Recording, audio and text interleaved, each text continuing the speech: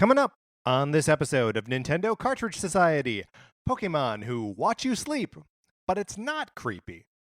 It's dangerous to go alone, so the Nintendo Cartridge Society goes with you.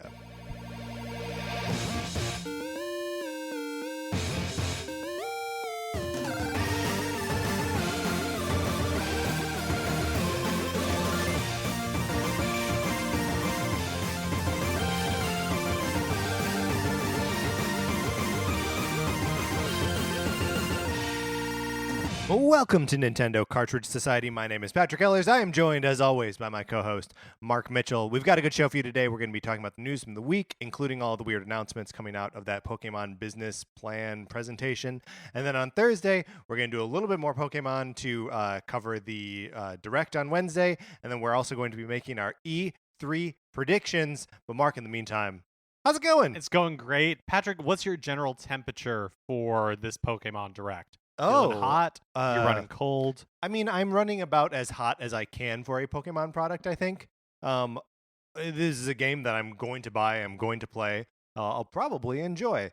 But I don't any time that they're like, we're doing a direct on one game and it's not like one of like my heart games, I'm kind of checked out.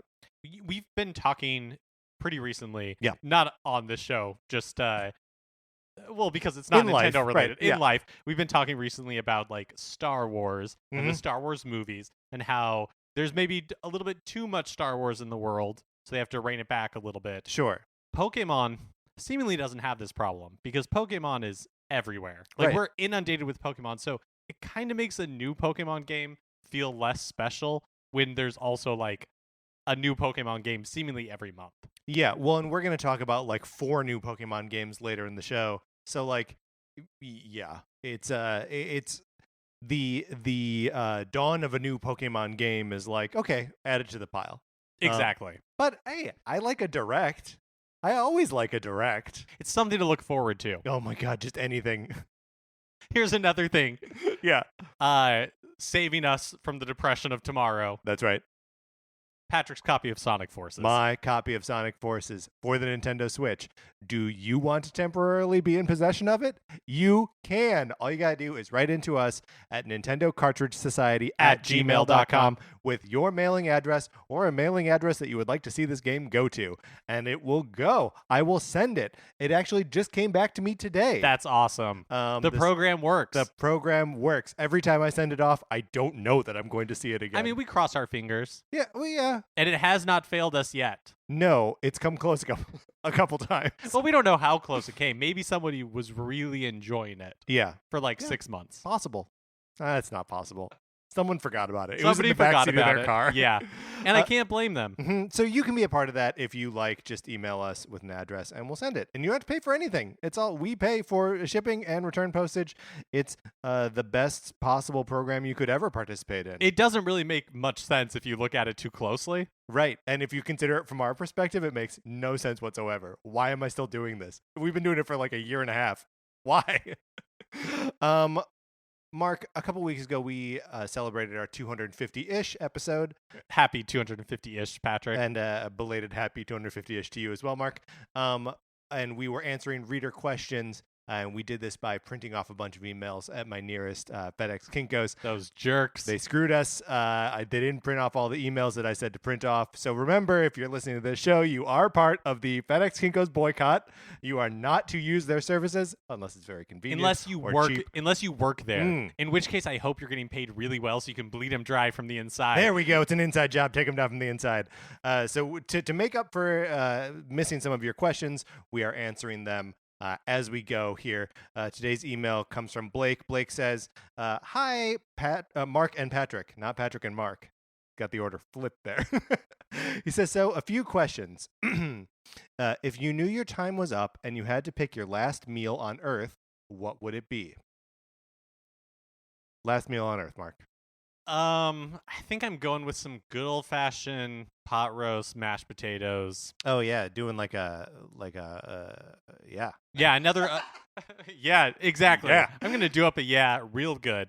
Well, I think last week in this segment, the listener asked us what our favorite meals are. What or our like favorite place to eat. Yes. And this is kind of adjacent to that because if I knew my time was up, I would of course want my mom Right, you want your mom there? to make me a pot roast if she wants to. I mean, I don't want to force her to. I don't Right, want her to feel like right. because my time is up, which I assume is a euphemism for death. But I don't want her to feel Oh, like sure. You're just like you're not about to be like escorted out of the room. right, exactly. There's not going to be a big like Excuse me, vaudeville sir, your hook. time is up. If I would like her to make that for me, but I don't want her to feel like she has to, and if like she didn't, she'd be squashing my like final wish. Right. But you think you would want to go for like a meal and not just like because like there's a component here where I don't eat meat, and part of that is like for health reasons and just like I think it's a more responsible choice for like the planet. But like, would I want to have a hamburger? Like maybe I'd want to have a hamburger. Oh, so you're saying like, would I rather just have like a bucket full of churros? Yeah, like what is going to make you happy before you die? And you know that you're not going to experience the physical consequences of eating this meal. Oh, yeah, that's a good point. Well, maybe it'd be a bucket full of churros. Yeah, might be a bucket full of churros, and it might be, a shopping cart full of M&Ms. Like, who knows? Second question. One of these has to go. What do you choose? So there are three things here. Number 1, Reese's Peanut Butter Cups. Number 2, coffee. Number 3, Taco Bell. I could live without Taco Bell and I could live without coffee. But you try to take me my Reese's peanut butter cups, and that would be challenging. I can't get rid of coffee. I cannot. Would you like to? But you know that No, like, not really. There are very few situations that I'm in where I'm like, I need coffee and then I can't get it. Like, coffee is everywhere. And if you spend time with anyone and you're like, I need to get a cup of coffee, no one's like, really? Everyone's like, yeah, let's get some coffee. So coffee stays. Taco Bell, again, I'm not really eating meat. So I know you can like substitute beans for any of the meat, but it's not really the same thing. So I sort of let Taco Bell go a long time ago. So I'll say Taco Bell. Mm-hmm. And also that means that we can live in each other's worlds, right? Yeah, that's right. Perfect. And then question number 3, what is love? I don't know. I was gonna like try to answer like with something like really profound, but here's the thing: I'm not a profound thinker. No. Well, and here's love is frequently not profound, right? Very true. It is like being comfortable or happy with the not profound things in life, in a lot of ways, right? Like, knowing that you can just like hang out with someone and not have to speak with them, not have to entertain them, and they don't have to entertain you. I feel like that's a lot of it. And it's just like a mundane, like just be comfortable with another human being, which is so hard. It is really hard. You know what love definitely isn't?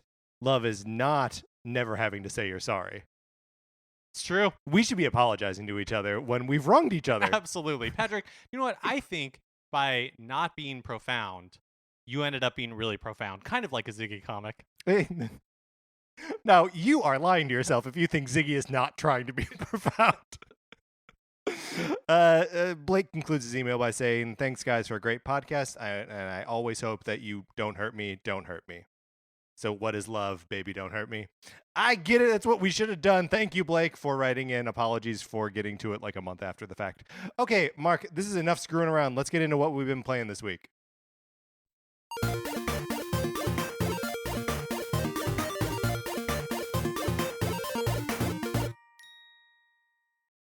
Resident Evil 4. Yeah. I don't really have much to say on it, other than I'm like a little further into the game. I'm like in the castle.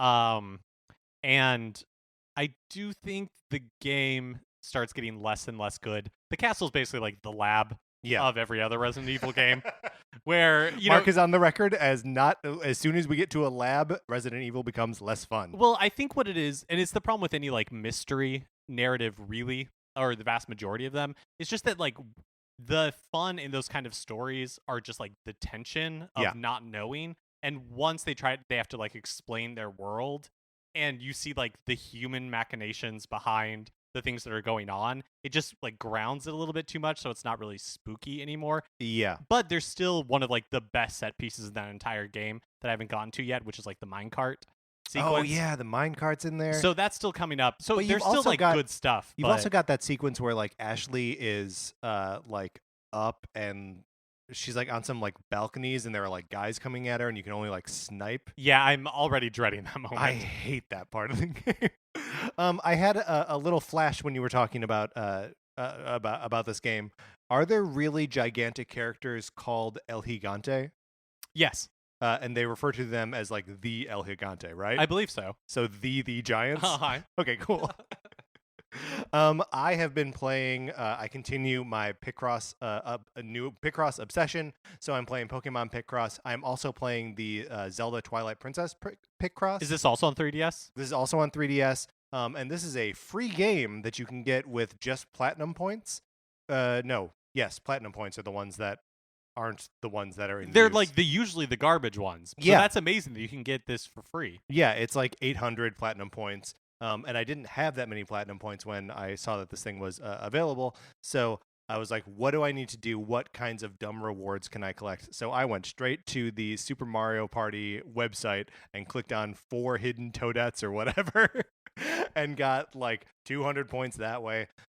So yeah, it's great. I'm really enjoying the Zelda Twilight Princess Picross. Is it like just the same as Pokemon Picross and No, stuff? You're so- making like Zelda things? Because Pokemon Picross has like a Pokemon component. Yes. So Pokemon Picross, when you set your party of Pokemon, it infers like different bonuses for you as you go into the puzzles. So some of that will be like it clears or like it reveals squares to you in like a diamond shape and a square shape and a cross.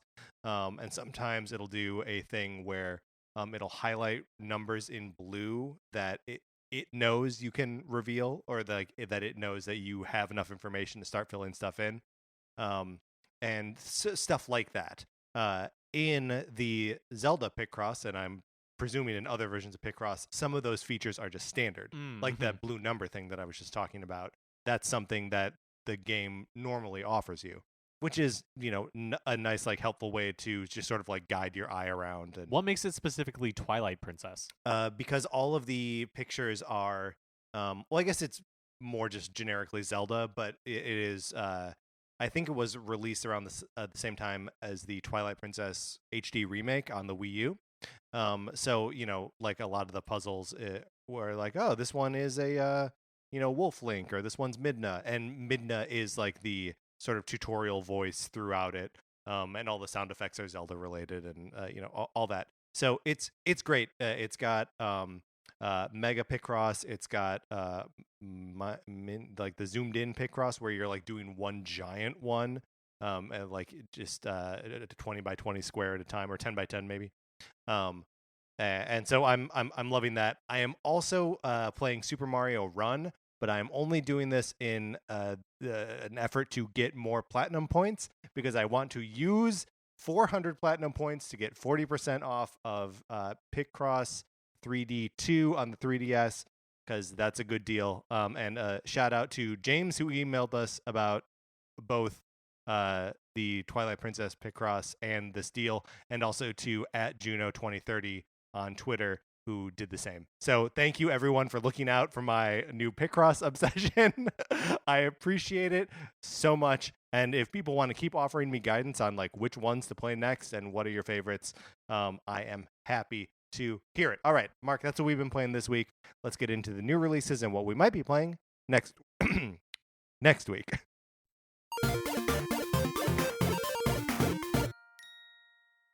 Today, June 4th, is, I think, the last big 3DS release that we know about. Wow. Persona Q2 New Cinema Labyrinth is released for the 3DS. Do you have any interest in this? I don't think so, for 2 reasons. It's like an Etrian Odyssey-esque dungeon crawler, where you have to like draw your own map on the bottom screen, which I just think I would be terrible at. I just don't have the patience for. Yeah, it sounds like a lot of work. And I just don't know that much about Persona. So having the characters from different Persona franchises all together doesn't really mean anything for me. Yeah, likewise. And so we saw the new Godzilla movie this weekend. Yeah, unfortunately. And we didn't care for it. But I guess one of the things that the movie does is that the score references all of like the original music that's associated with all of those monsters. Which is probably really cool for fans of it, but for someone like me who just didn't even hear it, it doesn't matter. And I feel like this Persona Q2 would be the same thing. Yeah, absolutely. I would see these characters that other people would be like, "Hey, it's whatever," and I would just be like, "That's a Japanese boy." I don't know. And then that's basically all that we have of interest coming out this week. That makes sense, like going into the week of E3, right? Yeah, it just seems kind of like a quieter time in general. Yes. The calm before the storm. Before the storm. All right, Mark, let's get out of the new releases.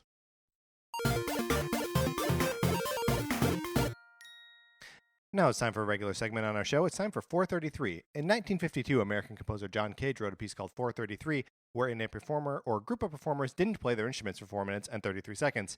For the purposes of this show, our instruments are talking about Nintendo. So, for the duration of one performance of 433, we will talk about something not at all Nintendo related, thus fulfilling the contract of the piece. Mark, because Robert Pattinson has been announced as the new Batman, we thought it would be a good time to talk about, well, what do we even want in a new Batman movie? Which is a good question, because, like, Batman has been a couple different things, right? Right, like, what territory is left to be mined?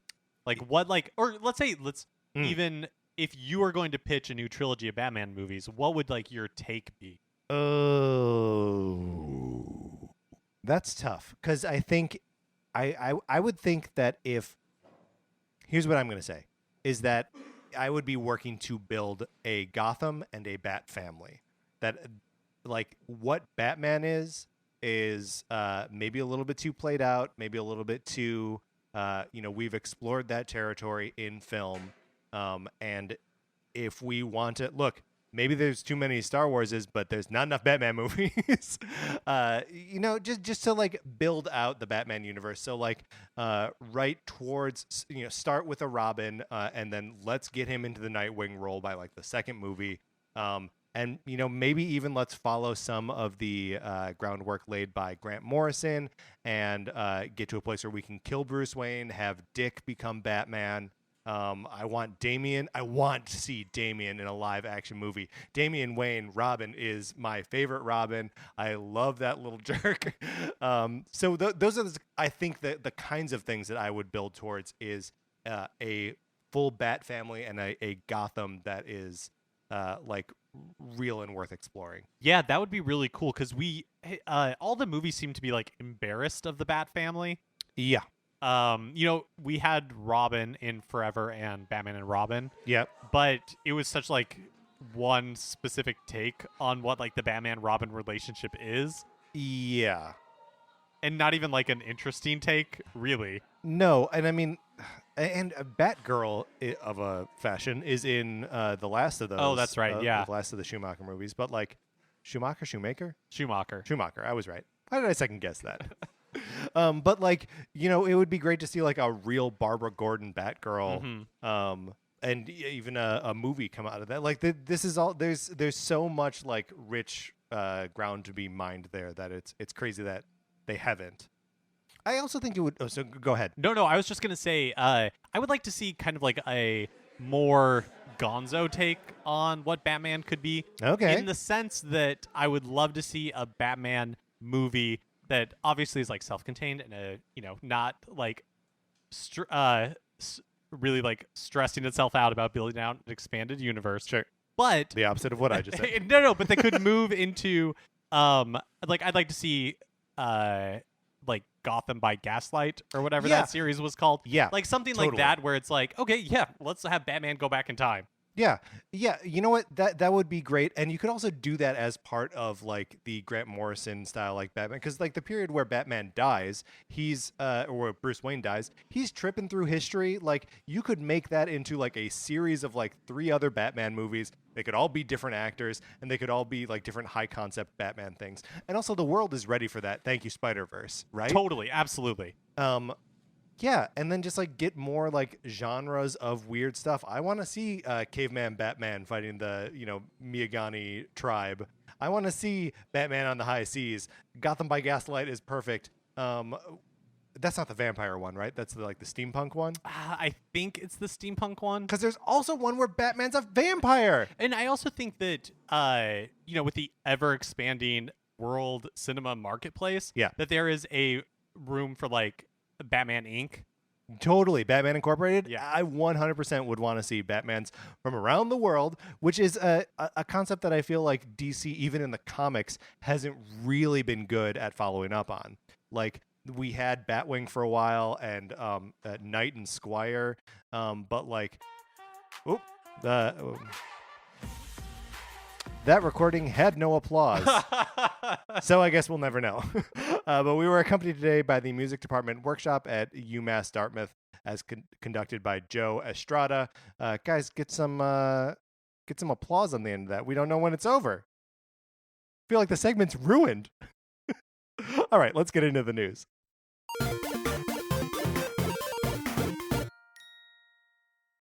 All right. First up, last week the Pokemon Company held a business presentation called the Pokemon Business Strategy Announcement. Yeah, Mark's tripping up because in the news here I wrote it is a bizarre presentation because it is weird.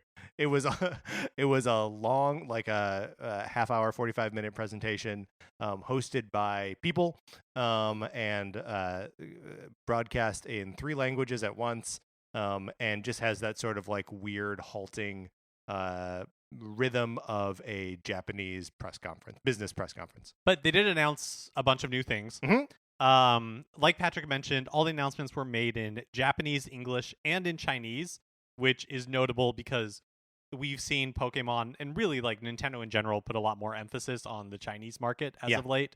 And this is just continuing to reinforce the fact that is seen as a huge growth market, obviously, for these companies. Yeah, and as a priority for them.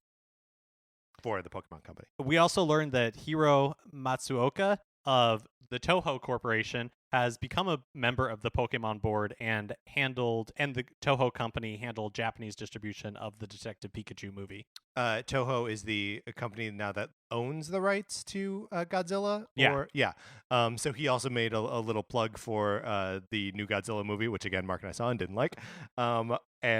Was clearly an unscripted moment that they had to like go back and be like, well, I don't know why that happened, but it was cute. And it's I guess nice to know that whatever Pokemon movies come out in the future have some real like distribution juice behind them. Some version of Detective Pikachu the game is coming to Switch. There we go. They mentioned that the 3DS version ended on kind of a cliffhanger and that this new version of the game, it's kind of unclear to me whether this is a new Switch game or if it's the 3DS game with some maybe new content. Yeah, it is totally unclear what this is. They say that they're going to wrap up, or they're going to give a real ending to Detective Pikachu in a game on Switch. So either that's Detective Pikachu 2 or it's just like Detective Pikachu DX. Or maybe both. Like, who knows? This could be anything. A real ending meaning like to resolve the cliffhanger left by the first game, but also meaning as different from the ending of the movie. So there's a lot going on here, and we don't know when or what the game is gonna be like. But place your bets now. I bet he dies. That's how they resolve it, because it's the ultimate resolution. Sure, no sequels from that. New Pokemon centers are opening in Shanghai and Shibuya. Mm-hmm. Those are like big old Pokemon stores. Big old Pokemon stores. They showed some conceptual videos, and it basically looks like a Disneyland gift shop. Yeah, it's a pretty crappy video, too. Like, it was some low poly rendering, but, like, yeah, it looks like when you walk into the, Star Wars gift shop in Tomorrowland, where it's, like, big open space and Star Traders, Mickey Star Traders. You're is right. what it's Mickey called. Star Traders is correct. But like there was also like a big vat in the middle of it that has a Mewtwo in it. So like it's got some sort of like theme parky kind of like the Disney stores in the late 80s, early 90s. vats filled with Mewtwo's. Pokemon is partnering with NetEase to release the first official Pokemon game in China, Pokemon Quest. It's called Pokemon Quest China, and it'll include social features and PvP. Yeah, which is interesting that they're like adding new gameplay modes and mechanics to release this game in China. Junichi Masuda of Game Freak announced Pokemon Home, a cloud-based service which looks basically to be replacing Pokemon Bank in the future. So it's like a hub for all of your Pokemon. You can transfer Pokemon from Pokemon Bank on 3DS, from the Let's Go games on Switch, and from Pokemon Go on mobile. Then they live in the cloud. And eventually you'll be able to transfer those Pokemon to Sword and Shield. And Sword and Shield Pokemon can go back into the bank, or into home, sorry. But not back to any of the original places that they came from. Which makes sense. Yeah. And I think what we're seeing here is that they've just come up with like a cloud-based solution moving forward. So instead of having to like bring Pokemon Bank to the Switch or Pokemon Bank, but I'm also kind of like, why don't they just do that? Like, this sounds like it's just Pokemon Bank 2. And maybe, they talked a little bit more about it that that you'll be able to trade with people globally online, with friends locally, or with a bunch of people nearby. And they said that the bunch of people nearby was a feature that they were hoping to implement. And they called it, quote, a place where Pokemon can gather. So I wonder if it's going to be a little bit more like feature-y, or if like you're going to be able to like walk around and see your Pokemon in it or something, instead of, because Pokemon Bank is really just like a list of the Pokemon that you saved from previous games. There's something a little bit like that, what you were describing in Pokemon Let's Go. I think it's called Pokemon Safari. Yeah. And it's where your Pokemon from Pokemon Go, when you transfer them from the phone to Let's Go, that's where they live and where you can see them. Yeah. And so, yeah, I wonder if they are just kind of elaborating on that idea with what is this called? Pokemon Home. Yeah. Well, and I think that that makes sense as a product to me, because I know that, there are a lot of different ways to interact with Pokemon as a franchise and with individual Pokemon. But like if you catch something in Sun and Moon or Sword and Shield or Go, you can really only make it fight. You can evolve it. You can like pet its head. In some of the games, and just to have a place where you can like virtually run around, or you can treat it like a pet in some way, is at least kind of interesting. So this isn't coming until 2020. So after Sword and Shield releases, which I think is a trend that we've seen with other like Pokemon things. And I think it makes sense, because as soon as you get Sword and Shield, they don't want you to take your like high level Pokemon from the low region, right, and just immediately put them into the game. So it makes sense to have it Sword and Shield be out for a while, make you do your own thing, like start a new adventure before, and then later them, yeah. you can like import all your heavies. And that is also a trend that Sword and Shield wasn't Pokemon Bank compatible when it came out. Sun and Moon is correct.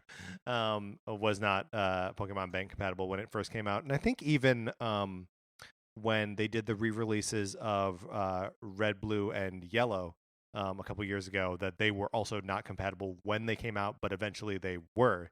So that's very cool to me, that you'll be able to take your Squirtle from Pokemon Blue and put him up into Bank, and then transfer him from Bank to Home, and then bring him into Sword and Shield eventually. That's so cool. They also announced Pokemon Sleep coming for 2020, which is maybe an extension of Pokemon Go. It's not clear what this is exactly. Yeah, I don't entirely understand it. It's developed by Select Button, who made the Magikarp jump game. Mm-hmm. It attempts to gamify sleep. Yeah, which is a disconcerting Orwellian development. that now the Pokemon company is gonna own the way you sleep. Well, I mean, a lot of apps How you sleep. and like the Apple Watch, Yeah. any like fitness device tracks your sleep, because obviously sleep is a part of wellness, and a lot of companies are getting into being like more part of your life and encouraging a healthy lifestyle and all that kind of stuff. So I don't think there's anything like specifically weird about it. I mean, it begs the question of like, okay, well, when is it going to be Pokemon crap? And it like measures your bowel movements, and it's like, oh, you're eating well, so the Pokemon's happy. You know what I mean? Like, there's some like aspects of like sleep feels personal to me and like intimate in a way that I'm like, I don't know that I want this to be a game. I don't know. It icks me out a little bit. Yeah, no, I can appreciate that. I think you're gonna have a tough time living in the world in the coming like the next 50 years. I mean, probably. They also announced a Pokemon Go Plus. It's a peripheral that tracks sleep. No, Mark, it is a Pokemon Go Plus Plus. You're gonna have to explain this to me. Okay, so Pokemon, like the word Pokemon, Go, the word plus, and then a plus sign is what this product is called. Pokemon Go Plus Plus. So Pokemon Go Plus must already be an existing thing. So Pokemon, yeah. So the Pokemon Go Plus is the like little like location tag thing that like you could play Pokemon Go with. Without was it a having pedometer? your phone. I think it had pedometer. I think it did count your steps. But like you also put Pokemon in it to like take them. Did you wear it on your wrist? I think you could wear it on your wrist. Yeah, I mean, and it looks like one of those little location markers, like on Google Maps, right? I see. And the Pokemon Go Plus is has all that same functionality. You can still put your Pokemon in it and take it for a walk. And play Pokemon Go without draining your phone battery. But this also has an accelerometer in it that reads how well you're sleeping, because it's just resting on your bed there and spying on you or something. I understand. So it's an advanced version of Pokemon Go Plus, hence the name Pokemon Go Plus. Yeah, I love it. Hey, also there are a bunch more Snorlaxes in Pokemon Go right now, so you can catch them before they wake up. Yeah, great. Cute. Love it. Pokemon Masters being made with DNA. So this is probably the Pokemon game that we were talking about a month ago at this point, that we knew DNA was working on a new Pokemon game. Yes. We didn't know what it was, but now we do. It's Pokemon Masters.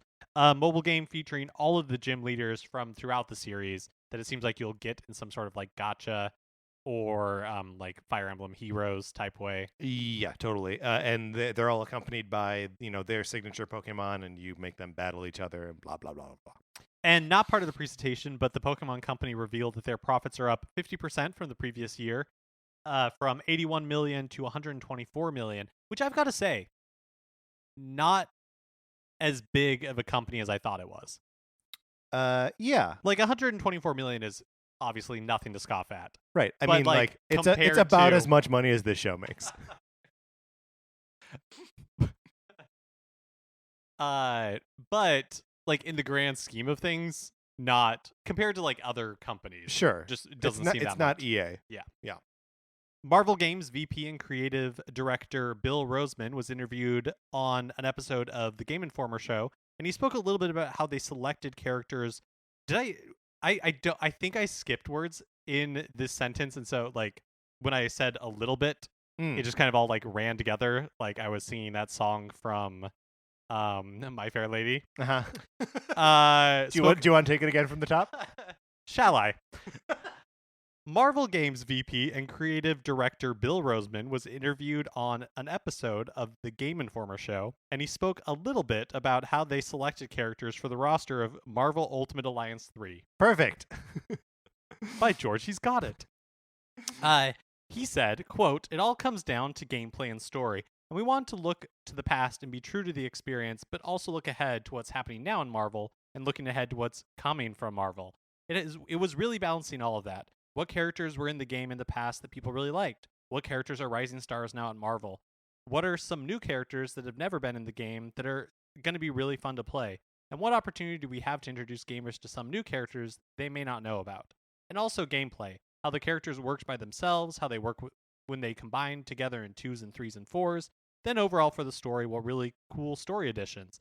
At the end of the day, what can we really smash together that you won't expect to see? X-Men with Guardians of the Galaxy? What? What? He says, even though famously Kitty Pryde did date Star-Lord for a little while in the comics. Duh, Roseman. Which, it's interesting to, and, he's probably trained to not give the answer of like, oh, we're going to put characters in this that are relevant to the movies we can make. But that obviously they're taking all things into consideration when making this roster. Mark, who dream Marvel character, who do you want in Ultimate Alliance 3? Hard because like it has to be, I assume, a hero so you can play with them. But I just really want to control Doctor Doom in a game. Yeah, that would be great. I don't know what his powers would be necessarily. I mean, he's just like mean and snarky all the time. Oh yeah, true, that too. He'd have all the technology and all the magic because he's a skilled wizard.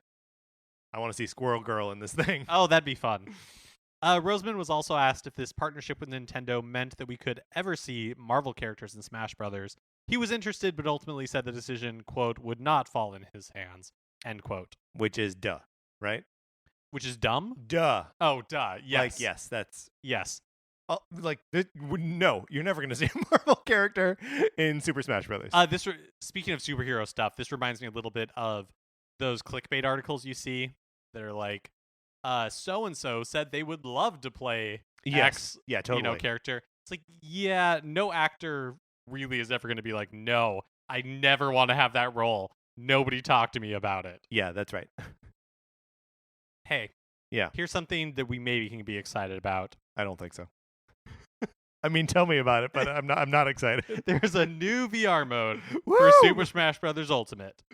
Using the Labo VR kit, you can strap on your VR goggles, and by strap on I mean hold them up to your head. You cannot strap it. Hold them up to your head. There is no strap. To watch CPU battles, you can participate in one-player versus CPU battles, and it was a little unclear to me. Maybe you can do a match with 4 people if 4 people have switches in the room. Local play, multiplayer, I think you can do in this way. I mean, this sounds like a nightmare because you're playing the game held up to your face. Yes. Okay. Also, lots, but not all of the stages are supported. And you can't use all the stages. Right. Okay. So Mr. Game & Watch's stage, they're not worth it. I'm going to guess that it's the ones that travel a bunch. Yeah, sure. That are those F-Zero ones. Yeah. Right, because the way that it seems to work is that they just anchor you in the middle of the stage. Mm-hmm. And you can just kind of pivot left and right, moving your switch back and forth. So yeah, I'm guessing the ones where I can't I think there's a Zelda one where it's you start on a boat and then you're in the air and then you're sure, and because they're obviously cheating a lot of that. It's not an infinitely sprawling physical space that the stage actually moves through. So yeah, that makes sense. I think it's interesting that they continue to add first party support for Labo VR. It's not something that I'm particularly interested in. No, but I'm glad it exists. And you have one. I do. I do. Did you find a place to put it in your house? I mean, technically. The garbage. No, I didn't. I don't mean to be so negative. No, I didn't throw it away. If you have purchased but not downloaded any episodes of Minecraft Story Mode, you should get those downloaded to your Switch or Wii U ASAP. After June 25th, all episodes will be pulled from stores, full stop. Yeah, so get on that if you picked up the episode 1 and we're oh, I should subscribe to this because I had a good time. This is part of Minecraft Story Mode developer Telltale Games going out of business earlier this year. Yeah. I'm kind of surprised that it's come to this. I guess I was expecting that some company would swoop in and just pick up the rights to those games. To everything? Well, or even just Minecraft is such a huge franchise that you think that, I don't know. What, that Microsoft would bail them out? No, or even what's the THQ Nordic? Yeah. Or something, because they're all about just scavenging licenses. Well, I mean, I wonder if anyone else would really be able to distribute it outside of Microsoft, right? Because Microsoft owns Minecraft. Right. So, yeah, you're right. I don't know what the licensing deal for that specifically is, for sure. But then Skybound Games rescued The Walking Dead and they're releasing physical packages that are like the entire series of The Walking Dead. So like I think where there are people who are interested, they'll pick up like the individual licenses. But I think stuff like Minecraft Story Mode and like the Fables Wolf Among Us, and like the old Back to the Future stuff, like it's all just going to disappear. Yeah, that makes sense. Bandai Namco has been bringing a lot of its games to Switch, but one notable holdout is Code Vein, the upcoming Dark Souls-esque anime RPG. Okay. In an interview with GameSpot, producer Akita Izuka, if you know how that's actually pronounced, let me know. Don't you dare do that. But email us at Nintendo Cartridge Society at gmail.com. Tease the possibility of the game coming to Switch in the future, saying, quote, "We are focusing on development for PS4, Steam, and Xbox One, but as far as the possibility of porting to Switch or the Epic Game Store, there might be a possibility down the line. We can't really say for sure at this point." I think it's coming. Yeah, I think they're just I think they're just waiting. They want people to double dip. So they'll release it on the original platforms it was announced for. 6 months later, a year later, it comes out on Switch. Try to like milk those sales a little bit. Does it feel weird to you that, and this is, speaking outside of our realm of expertise, but that the development process would be different for the Epic Game Store than it is for Steam? I wonder if it's right. I mean, maybe they have to build up more social features, because I know a lot of games on Steam use Steam's built-in social features like matchmaking and chat and stuff like that. And I know that the Epic Game Store is a little bit more feature bare in that regard. So I wonder if that's it. But mostly it's like it's just running on computers. Well, the thing that's interesting is that in the GameSpot article that published this interview, the part where he talks about or the Epic Game Store is in brackets, which is an indication that the editor changed whatever that was to like simplify it or to make it like how would you describe that? Because usually you see that a lot when they're changing like the tense of the quote, right? Or changing the tense, or like changing pronouns or something, right? Yeah, exactly. So I'm curious as to what that originally said. Yeah. Well, we'll never know. We really won't. We will absolutely never know. Celeste developer Matt Thorson announced on Twitter that Celeste will be receiving over 100 additional levels as part of the Chapter 9 DLC. Wow. No release date yet. They've also promised that it's going to be incredibly difficult, so I don't think I will ever play it. But no B-sides and no strawberries to collect. New items and mechanics, though.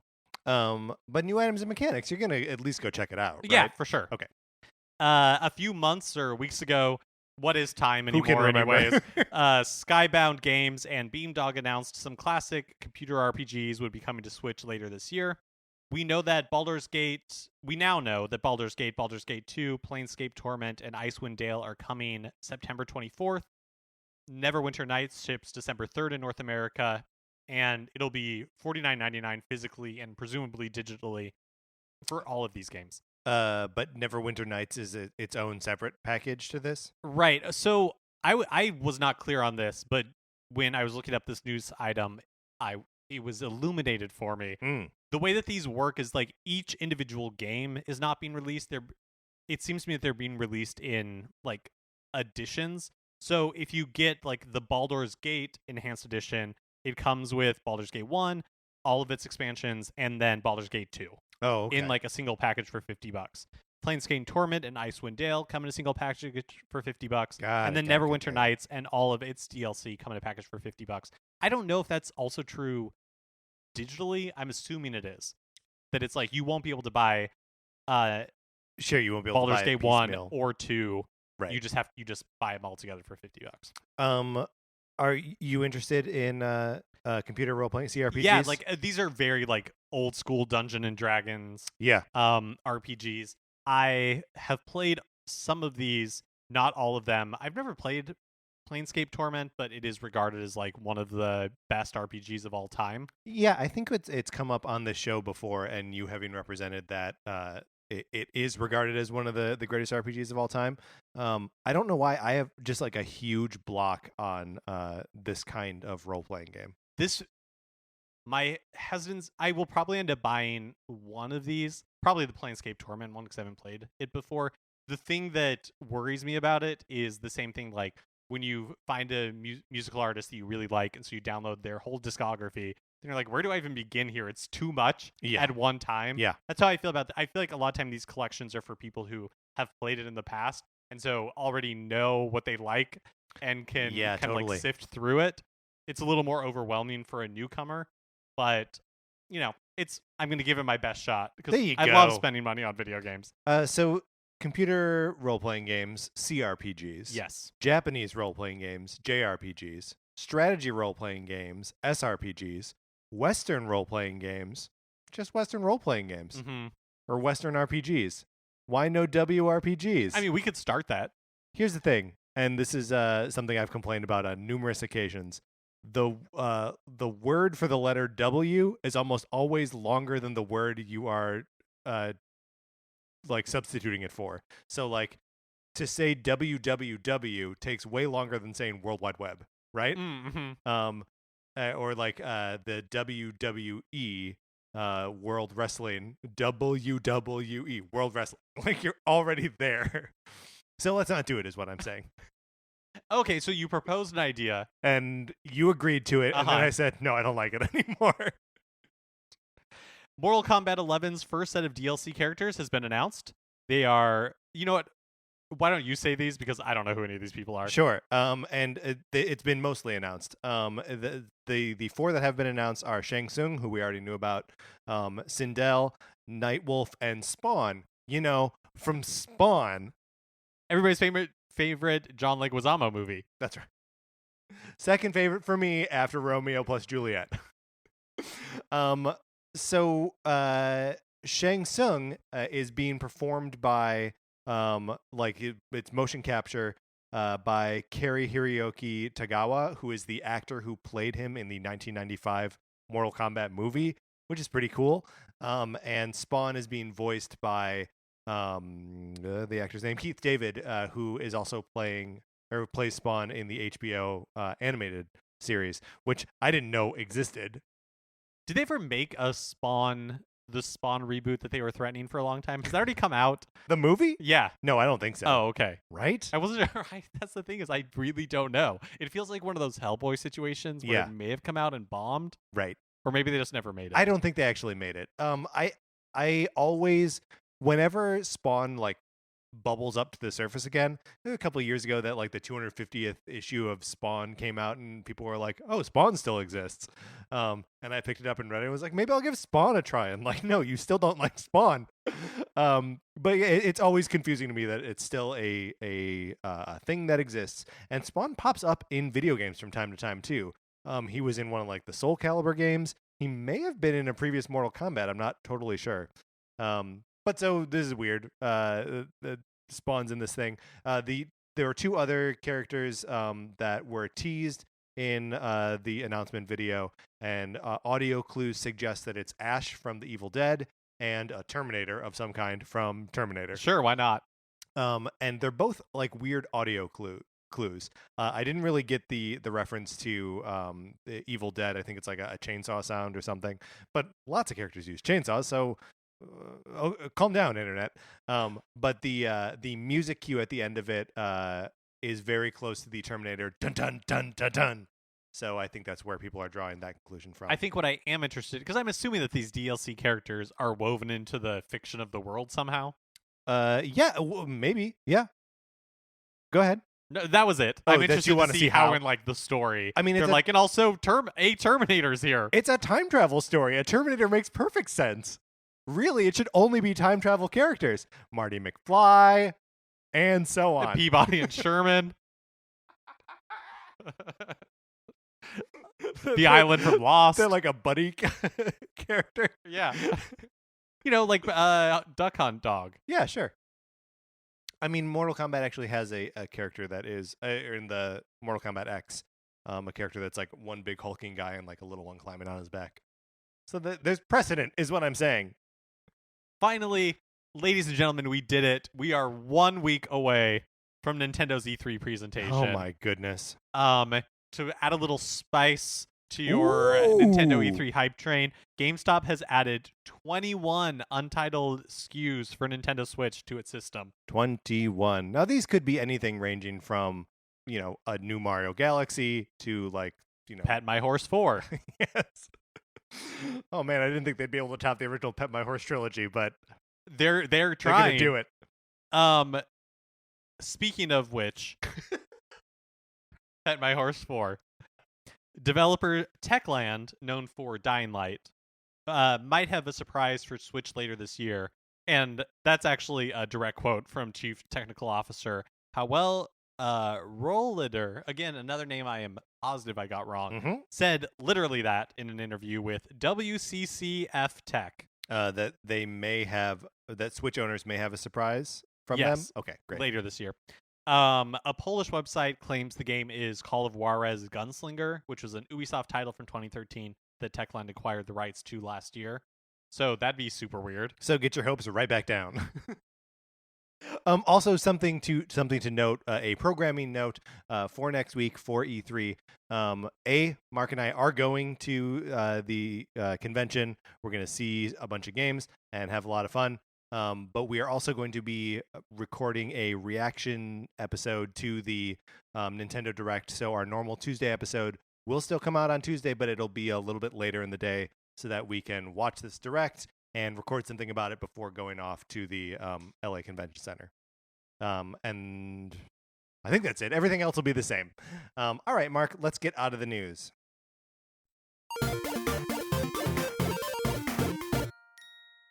All right, that's going to do it for this episode of Nintendo Cartridge Society. Remember, please rate, review, and subscribe on Apple Podcasts. If you like the episode, share it somewhere. Facebook or Twitter, or, just whisper it to your dog. He likes to share things with you. He's a good boy. You can follow us on Twitter. I'm at Patrick_Ellers. Mark is at MKE Mitchell, and the show is at Nincart Society. If you want to check out the Facebook page, that is just Nintendo Cartridge Society. Olivia Duncan made our logo. Our theme music is provided by 8-Bit Betty. You can get more of his music by going to 8bitbetty.com or by listening right now. For my co-host, Mark Mitchell, this is Patrick Ellers saying thank you for listening.